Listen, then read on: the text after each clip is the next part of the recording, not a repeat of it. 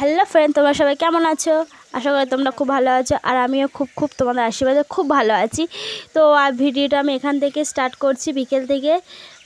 দেখতে পেলে ননদ আর মেয়ে আগে আগে যাচ্ছে। এখানে আমি এবং মেয়ে এবং ননদ একসঙ্গে যাচ্ছি। তো ননদ বললো চলো বৌদি তোমাকে মন্দির দেখিয়ে নিয়ে আসি। তোদের ওখানে কি একটা মন্দির আছে সেটা দেখতে যাচ্ছি। আর গ্রামের পথ দিয়ে হেঁটে যাচ্ছি। তোমরা তো রাস্তা দেখে বুঝতেই পারছো, ভিডিওটা দেখে বুঝতেই পারবে এটা পুরোপুরি গ্রাম। তো আমি তো বলেছিলাম মাসির বাড়ি এসেছি, মাসির বাড়িতে পুরোপুরি গ্রাম। এখানে কাদা এবং সবারই বাড়ি বাড়ি শুধু গরু ছাগল। তো দেখতে পাচ্ছ আমরা মন্দিরের কাছে চলে এসেছি। এই হচ্ছে সেই মন্দিরটা। এই মন্দিরটার নাম আমি জানি না, আমাকে বলেছিল আমি ভুলে গেছি। তো দেখতে পাচ্ছি মন্দিরটা কিন্তু খুব সুন্দর। এখানে নাকি খুব ধুমধাম করে পুজো হয়। তো এই মন্দিরের চারিদিকে কিন্তু অনেকটা অনেক কোটা বাড়িও আছে। তো দেখতে পাচ্ছি গরু বাঁধা। এই গরু বাঁধা আগে সব ছিল, এখন সব মানে সব বড় হয়ে গেছে বলে অতটা কারো ঘরে গরু থাকে না। কিন্তু গ্রাম পরিবেশে এলে কিন্তু প্রচণ্ড মানে অনেক গরু দেখতে পাবে। তো দেখতে পাচ্ছ এখানে সব গরু আছে। আর এখানে আমি প্রণাম করে নিলাম মন্দিরে ওঠার জন্য। তো মন্দিরে উঠলাম। তো দেখতে পাচ্ছি এখানে এসে কিন্তু খুবই শান্তি লাগছে, কারণ এখানে খুবই ঠান্ডা আবহাওয়া দিচ্ছিল, প্রচণ্ড বাতাস দিচ্ছিল। তো আমরা মন্দির থেকে এবার বাড়ি ফিরে যাচ্ছি। মন্দির দেখা শেষ, মন্দির করলাম, মন্দির দেখলাম, দুটো রিলস করলাম, করে এবার বাড়ি ফিরছি গ্রামের রাস্তা দিয়ে।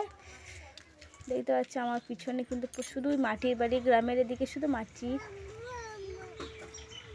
আর হচ্ছে মাসির বাড়ি, মাসির পিছনে আর দেখো ছোটা বড় একটা দেওর।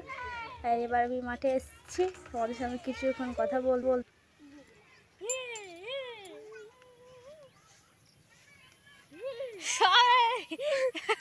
আর কি বলবো,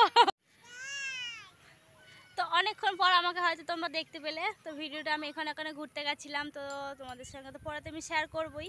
সেই জায়গাটা তো দেখতে পাচ্ছ, সেই জায়গাটা প্রথম যে ভিডিওটা দিয়েছিলাম সেই জায়গাতে আমি আবার চলে এসেছি।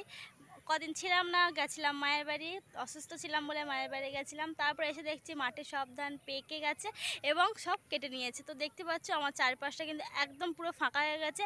আর যেটা তোমরা ভিডিওতে দেখেছিলে সেই পুকুরটাই দেখতে পাচ্ছ।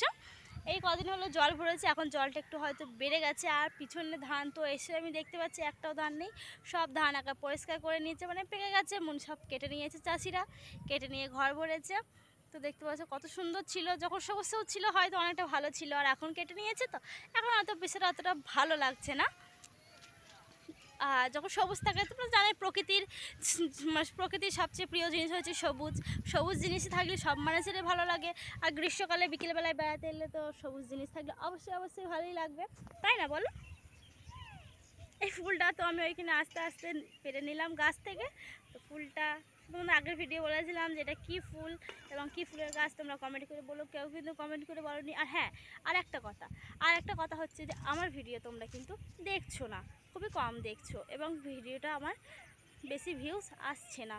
তো ভিউজ কম আসছে, সেই জন্য তোমাদেরকে বারবার বলছি আমার ভিডিওটা প্লিজ তোমরা দেখো। আর ভিডিওটা একটু মানে চ্যানেলটা সাবস্ক্রাইব করে দিও। আর বেশি অনেক করে তোমরা শেয়ার করে দিও, এটাই চাইছিলাম। কারণ ভাবছি আমি ইউটিউবে এসেছিলাম জাস্ট তোমাদের আশাতেই, তোমাদের ভরসাতেই আমি এসেছিলাম যে না বন্ধুরা আছে তো তাদের আশাতেই আমি যাই, তারা আছে মানে আমিও আছি।